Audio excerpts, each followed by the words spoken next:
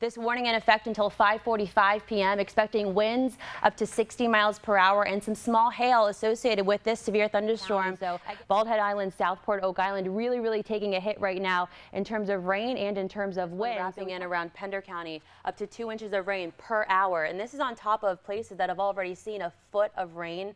So this radar signature here is called a hook echo, and that's kind of where a tornado really wraps up tightly, and that's what we're seeing here. Burgaw seeing lots of lightning strikes, moderate to very heavy rainfall there. This impacting portions of I-40 through that area, so Burgaw down to Rocky Point. The main impact day will be on Thursday. Tropical storm force conditions for areas further inland, such as Bladen, Columbus County, and hurricane conditions, likely areas along the beaches. So the cone of uncertainty is where the center of the storm will be. So it's kind of a wide variety all across North, South Carolina. Don't want to completely discount Virginia, Georgia, North. Let me tell you, it is frigid outside. Right now it's around 34 degrees here in Burgaw, feeling like the middle and lower 20s.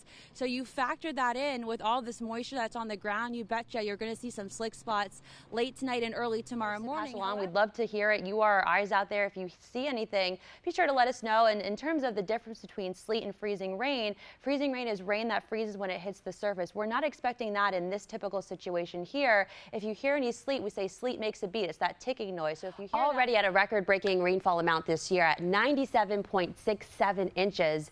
The normal value through December 9th is around 55 inches. So we're about double that. And we have more showers in your 7-day to talk about after we get through these showers that we're dealing with now. 5 to 10 miles per hour. Patchy fog possible in the morning as well. And as we head into the afternoon, temperatures not growing too much. Many of us reaching the lower 60s tomorrow. Again, cloud coverage continues. And then as we head into Wednesday, a few more showers moving in there on shore. Overall, not a washout heading into Thursday, but now we're going to start to warm back up again. I'm glad you're doing that transition because my video gaming stopped right at Nintendo 64, so I didn't know how I was going to kind of get into the weather. Mine was Atari with a joystick and one button.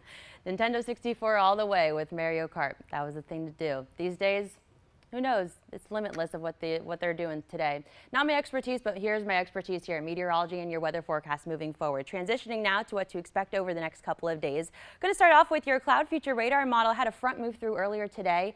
Brought a few showers. Could see a little bit more of those again as this front's going to stall a little bit off the coast, then move back north as an area of low pressure is going to be developing off that front, bringing a better chance, more of a widespread chance for showers and storms on your Wednesday. So here we go, moving overnight Tuesday into Wednesday morning. See a few clouds starting to stream back in as we head into the morning. Here's where most of that precip will be early tomorrow morning. Most of us starting off with plenty of cloud cover. Low chance for an isolated shower or storm, but as this front continues to move north, that area of low pressure that's going to develop on it's going to continue to move to the north and northeast as well. So here's 3 p.m. Wednesday. The bulk of this model showing it still back to our west, but moving into around drive time. So around 4 or 5 o'clock is when this is going to move through southeastern North Carolina. There could be some very heavy downpours associated with this as well. So we'll have to look out for the potential for some localized poor drainage flooding. However, we do need the rain, so it's good that this is coming.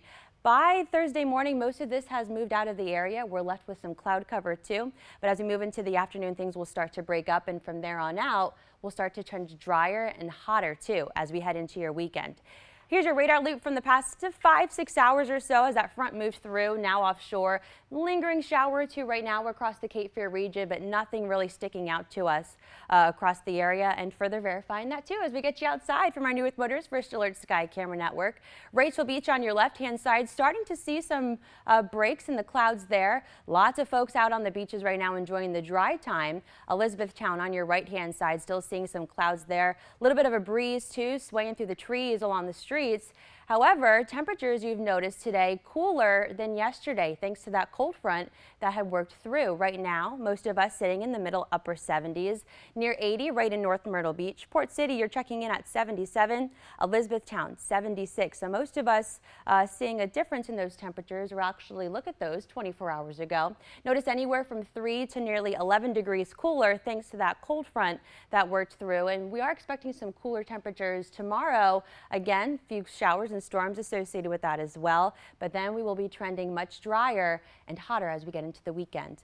Taking a quick out to the tropics along the Atlantic Basin. We are 11 days now into the 2019 Atlantic hurricane season. Nothing really catching our eye here. Good news there. Of course, you can always stay up to date with everything on your WECT mobile weather app. So here's your short-term forecast through Thursday. Notice I have the controls.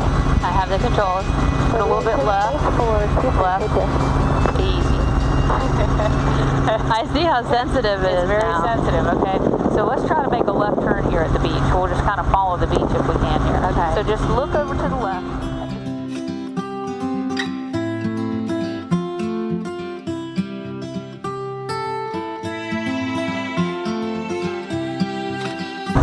Whoa, look at that! This is good, right? This is good, right? All right. Can you take me back to the airport? Yeah. You know where it is? Nope. You actually put yourself in one of those strong currents on purpose, right? Yeah, that's right, John. And you know, with safety our #1 priority, we had Wrightsville Beach Ocean Rescue with us the entire time that we were in that strong current. And you know, with beach season in full effect right now, many people coming out to the beach thinking, you know, sharks are the #1 thing they need to look out for. But really, you need to be looking out for these powerful rip currents. And in this demonstration I'm about to show you, you will see just how strong that current is. They are one of the deadliest dangers at the beach, ranking in the top 3 weather-related fatalities in the U.S. since 2013. Lifeguards call them drowning machines, and that's because they're extremely efficient at what they do. They are rip currents. A rip current basically is like a treadmill that's in the surf zone. What happens is they stay on that treadmill, they get tired, and then they go under because they have no more energy to stay afloat. And regardless of how strong of a swimmer you are, you will never be strong enough to beat that rip current or that flow of water moving out. Rip currents account for 80% of all surf-related rescues. Most people, when they are or find themselves caught in a rip current, they begin to panic, and that really there quickly starts the drowning process. To demonstrate the dangers of these deadly currents, I decide to get in one. This longshore current near Mason's Inlet is a rip current going sideways. Surrounded by safety. Wrightsville Beach Ocean Rescue has lifeguards watching from onshore and right next to me in the water. Well, going out, you immediately feel a pull, and you drop down really quickly too. I mean, look, if you try and walk backwards. Yeah, even this is hard. It looks like a workout, you know? And so imagine trying to swim in this.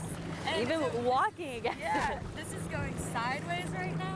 But imagine this going out. We were out for maybe like 5 minutes, and I turned around and you guys were just way in the distance. We tried swimming against it. We got nowhere. Why do you think fins are barely making any progress? I don't think you can get back. I go back in for round 2, and you can see just how quickly we are taken by the current. Take a look at the yellow surfboard the lifeguard is on, gliding without any paddling. From this view, you can also see a typical setup for a rip current, and that's a break between the sandbar, one to our right and one to our left, with a fast-moving channel of water in the middle. After a few minutes with arms up, a lifeguard comes to get me. You're just swimming in the same spot over and over and over again, and you just don't get anywhere, and that's kind of when the panic sets in. It's deep water too, not to mention. And while you're panicking, you're still drifting. It's not like you can just stop in one spot, and no matter how hard you try, you're just gonna keep going until, you know, someone comes out and rescues you. All the information on 5 Guys Named Mo on WECT.com. Cool. All right, well, guess what? Mo, heat on the way. Heat and humidity back in the forecast for the next couple of days, or even if you have plans to go to the